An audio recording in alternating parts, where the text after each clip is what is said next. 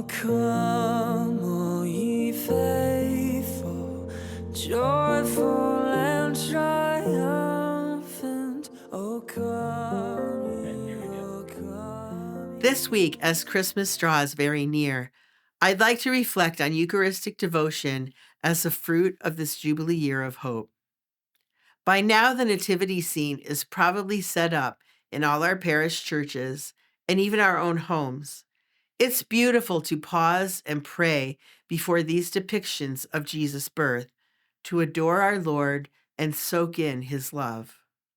But I'd like to suggest that no matter how beautiful the nativity scene is, we let ourselves be drawn past it to the tabernacle where Jesus, Emmanuel, God with us, is present and waiting for us. As much as it inspires faith and devotion, the nativity scene is only a depiction of a moment in Jesus' earthly life. But the tabernacles in our churches house Jesus Christ, body and blood, soul and divinity.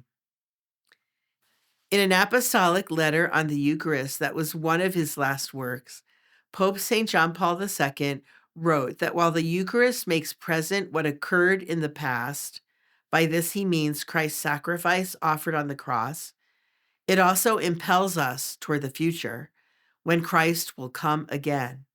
This aspect of the Eucharist, he wrote, fills our Christian journey with hope. In the Catechism of the Catholic Church, we read, "There is no surer pledge or clearer sign of this great hope in the new heavens and new earth than the Eucharist." Every time this mystery is celebrated, the work of our redemption is carried on, and we break the one bread that provides the medicine of immortality, the antidote for death, and the food that makes us live forever in Jesus Christ. Father Paul Scalia, a priest of the Arlington, Virginia diocese, wrote beautifully on the Eucharist and hope earlier this year.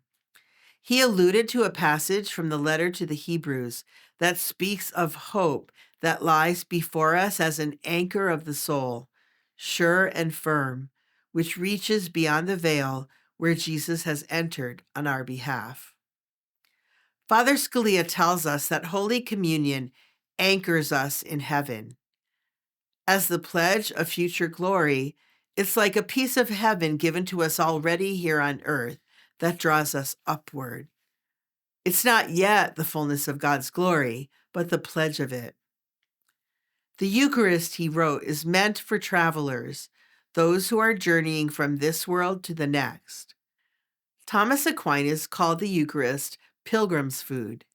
It's not for those who have already finished their journey, those who have made peace with this world and found all the comfort they need here on earth.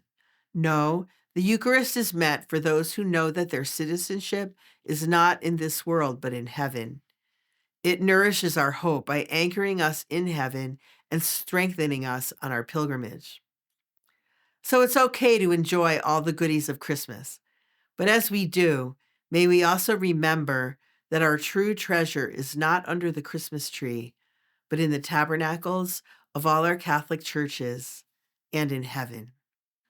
As we look forward to Christmas later this week, on behalf of all the Little Sisters of the Poor and our elderly residents around the country, I just want to wish you and your loved ones a very Merry Christmas. Come.